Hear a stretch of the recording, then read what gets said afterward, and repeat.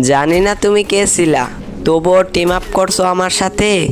একটা কথাই বলতে চাই ভাইয়া, কোনোদিন যাই যদি ভিডিওটা তোমার সামনে, প্লিজ একটা কমেন্ট কইরা যায় ছোট ভাই হিসাবে।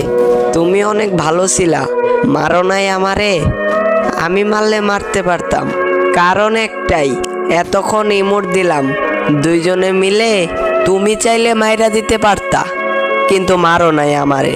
তোমারে একটা কথাই বলতে চাই, ভিডিওটা পরে যদি তোমার সামনে একটা কমেন্ট কইরা যাইও ছোট ভাই মনে করে।